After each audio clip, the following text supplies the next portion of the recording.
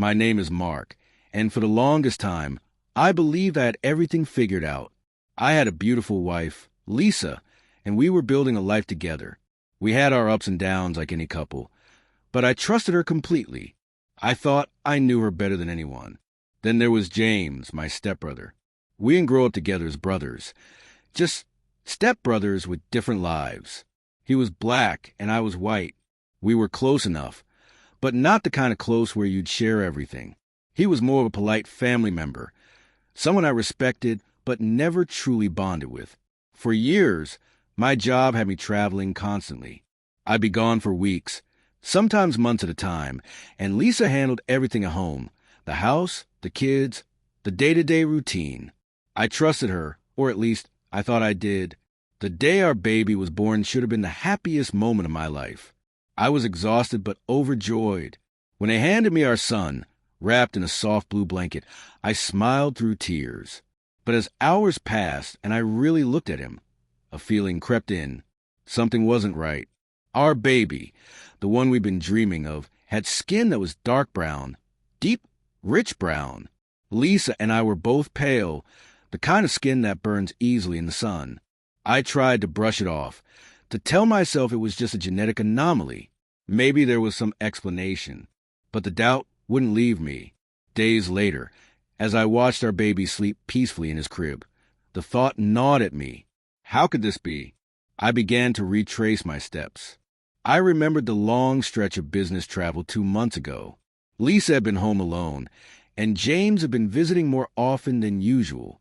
Could it be? No, it couldn't be. James was my brother. After all, how could he betray me like that? The thought was unbearable.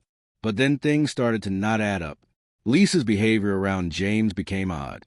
She'd become anxious when he was around, avoiding eye contact, speaking quietly, and even taking calls in private when I wasn't looking. I told myself I was just being paranoid. Maybe James was just a friend. But deep down, I knew there was something more. I said nothing. I kept pretending everything was fine. I smiled at Lisa, cooed over the baby, but inside, I was falling apart. Lisa could tell I was uneasy. I could see it in the way she looked at me. But she never asked what was wrong. She just seemed distant.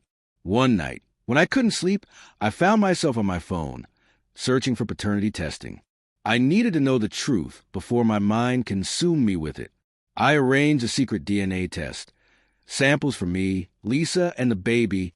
The waiting was agony. Every minute felt like an eternity. When the results came in, I could barely breathe. I opened the email, and the words hit me harder than I could have ever prepared for. The tested child is not biologically related to the tested father. I froze. My son, if I could even call him that, wasn't mine.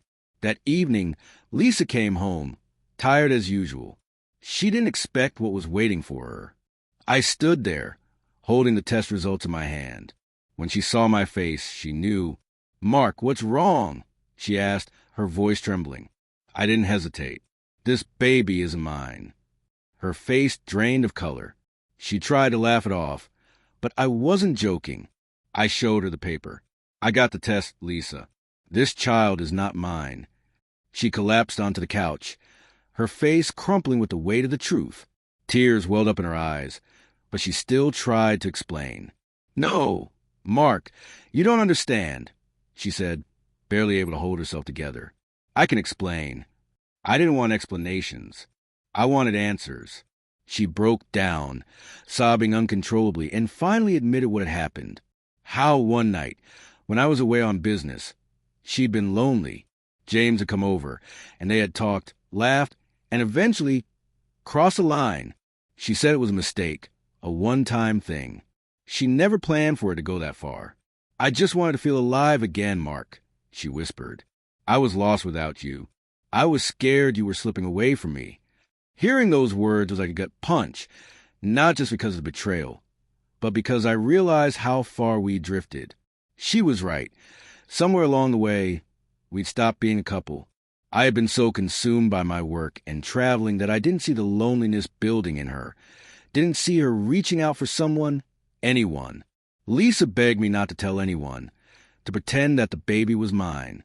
She said, Please, Mark, be the father this child deserves. I love you and I want to fix this. But I was broken. I was angry. My heart felt shattered in 1,000 pieces. If we have any chance at all, you have to be honest with me, Lisa. I told her, my voice cold. No more lies. No more secrets. She promised she would try, but something shifted. Since then, nothing has been the same. Our home feels fragile, like it could fall apart at any moment. James barely comes around anymore, and when he does, I avoid him. I don't know if I can ever forgive him, or if I can ever look at Lisa the same way again. Every time I look at that baby, I'm haunted by the question, how do you love someone born out of betrayal? I don't have the answers, but I do know this. Sometimes family isn't defined by blood. It's defined by the choices we make after we've been through the worst of storms. Now, I have to decide whether I want to rebuild everything we had, or if it's too far gone to save.